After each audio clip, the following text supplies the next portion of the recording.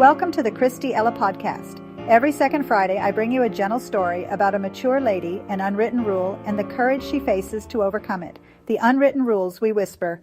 Today's story is about a rule many of us learn early, a rule that teaches us to follow instructions, stay in line, and never make things harder for anyone else. It's called the Good Girl Rule. Let's hear Nancy tell us her story. My name is Nancy, and for most of my life, I believed the world ran smoother when I followed the rules. Not the written ones, the unwritten ones. Don't talk back. Don't question authority. Don't make things harder. Don't be difficult. Don't be bold. Be good. I built my whole adult life around that rule. I work as an administrative coordinator in a mid-sized insurance office, the kind of place where the carpet is always beige and the coffee is always lukewarm.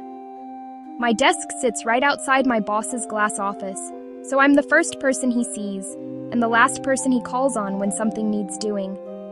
And he calls on me a lot. My boss, Mark, is the kind of man who prides himself on being old school. He likes order. He likes predictability. He likes people who don't push back. And I was perfect for him.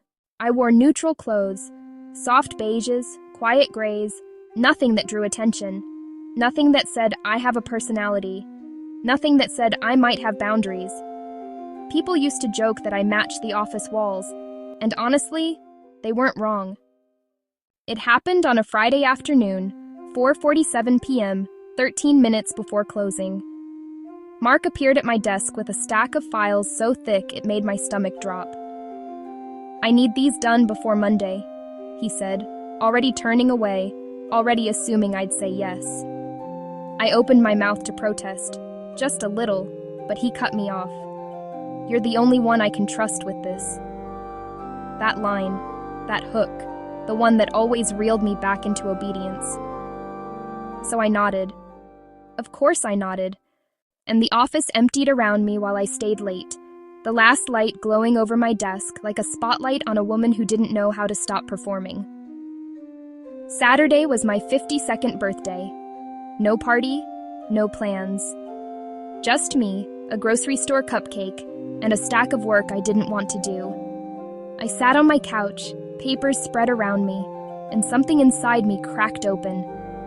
Not loudly, not dramatically, just quietly.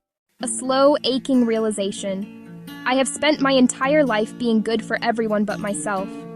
I cried, the kind of crying that comes from somewhere deep, somewhere tired. I cried for the girl who followed every rule. I cried for the woman who never said no.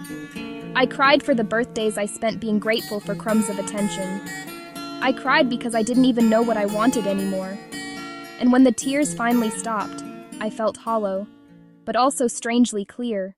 On Sunday night, I opened my closet and stared at the rows of neutral clothes, beige, gray, soft white, soft black, the uniform of a woman who never wanted to be noticed. And then I saw it. A pink blouse, soft, warm, unapologetic, a color I bought on a whim and never wore because it felt too much, too bright, too bold, too not Nancy.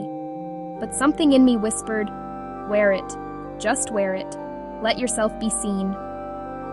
So on Monday morning, I put it on, and when I walked into the office, heads turned, people noticed. Mark paused mid-sentence. It was the smallest rebellion, but it was mine. The moment everything changed by 10 a.m., Mark dropped another stack of files on my desk. "I need these sorted and processed today," he said. "I knew you'd handle it." But today, something in me resisted. Maybe it was the blouse. Maybe it was the color. Maybe it was the tiny spark of myself I felt when people actually saw me. So I said it, quietly but clearly.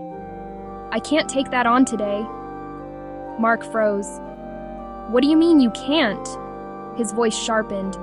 "I'm at capacity," I said. "I won't be able to do quality work if I take on more." He sighed, one of those long, disappointed sighs meant to shame you. Then he dropped the files on Jenna's desk instead. "Fine, I guess we'll figure it out without you." An hour later, Jenna stormed over, heels clicking like accusations. She slapped the files onto my desk. "This is your job, not mine." The old me would have apologized, would have taken the files back, would have said, "I'm so sorry, you're right, I'll handle it." But I didn't. I looked up at her, steady, calm, grounded. "I understand you're frustrated," I said, "and I'm not trying to make your day harder, but I meant what I said. I can't take that on today." "You always take it," she said. "I know," I replied, "and that's the problem."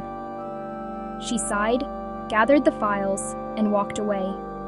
And I sat there, heart pounding, hands trembling under the desk, but steady in a way I'd never felt before. Because for the first time in my life, someone was upset with me. And I didn't crumble. I didn't apologize. I didn't fix it. I didn't shrink.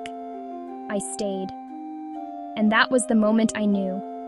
Following every rule had cost me my voice. Breaking one gave it back. That was Nancy, and that was her unwritten rule. The good girl rule can feel harmless, a way to keep the peace, a way to be liked. But over time, it asks for more than we realize. It asks for our voice, our color, our presence.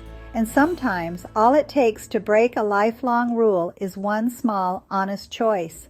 Nancy didn't start with a grand gesture. She started with pink, a quiet reminder that she is a woman with wants, with limits, with a life that deserves to be lived in her own colors. Be gentle with yourself. This is a Kristy Ella podcast.